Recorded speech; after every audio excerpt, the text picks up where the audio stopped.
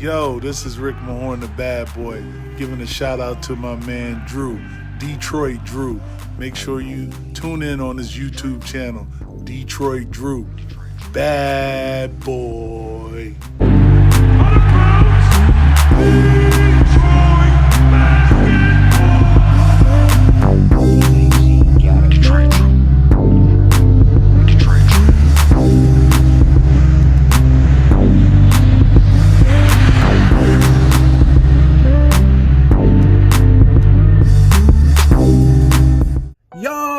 Peeps, how's it going, man? A happy Thursday. We almost made it to the weekend.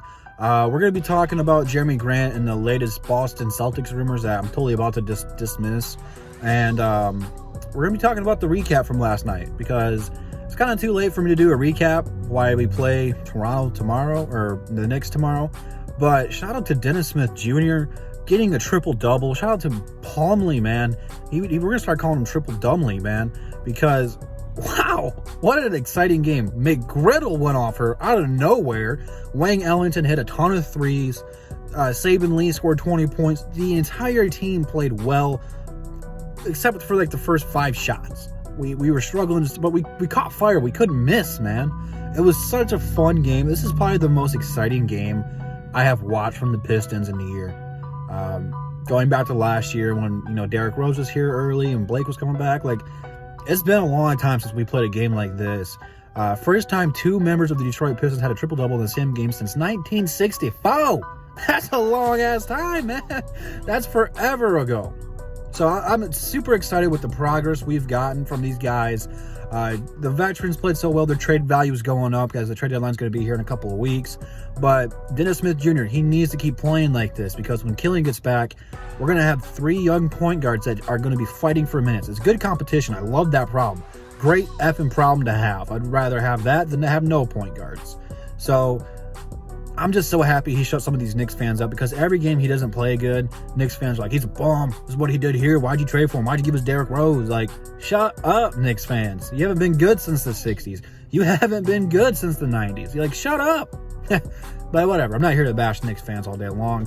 We'll do that another day, another time. Probably on Above the Rim this Saturday. Let's talk about this Jerami Grant stuff real quick. Several reports on the Twitter world.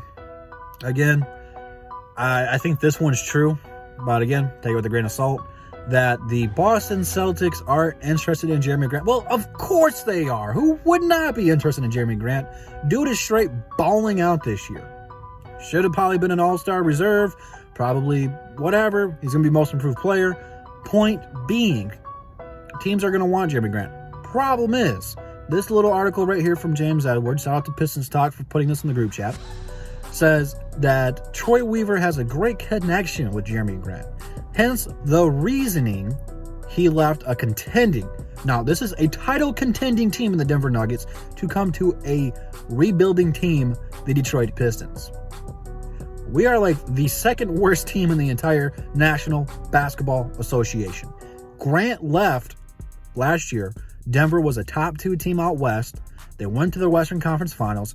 Could have made it to the finals if they would have played a little bit better.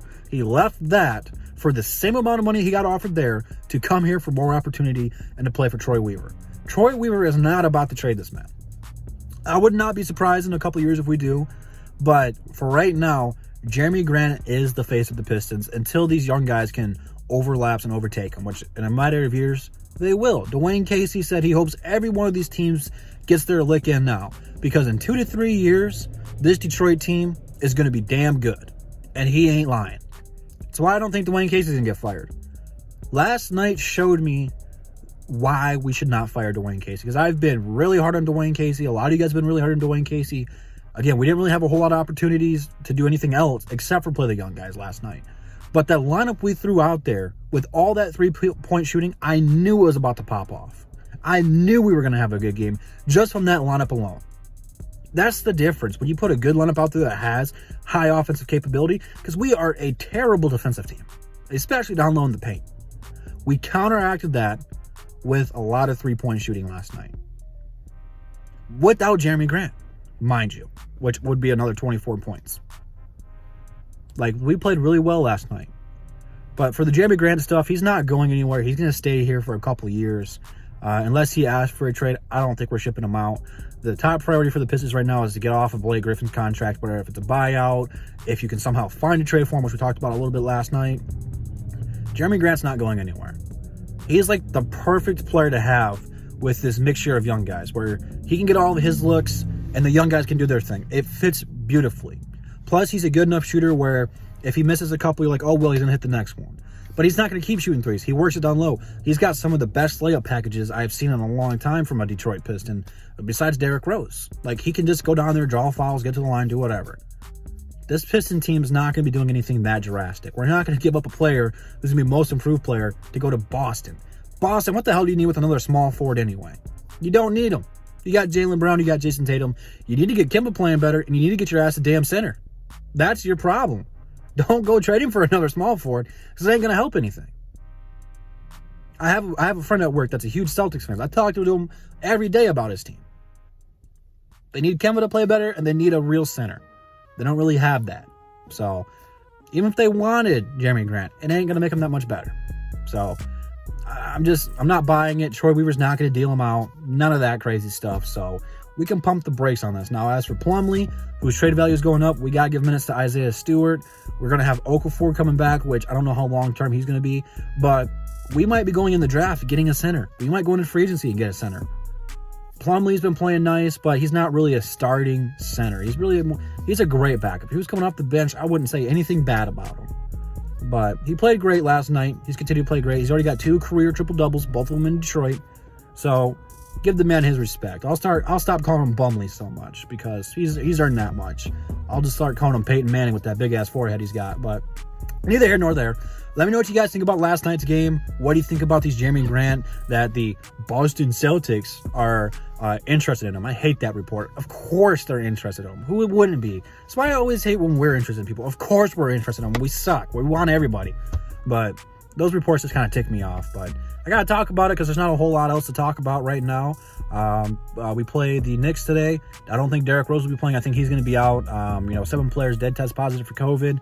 And I think he might be one of them. So don't know anything about that for sure, but I doubt he'll play. But leave your thoughts down below about anything you guys want. I'll talk to you guys down there. Instagram, Twitter, DSA members, all in the description. Check it all out. Stay safe out there. And that's the bottom line because Double D said so. Peace.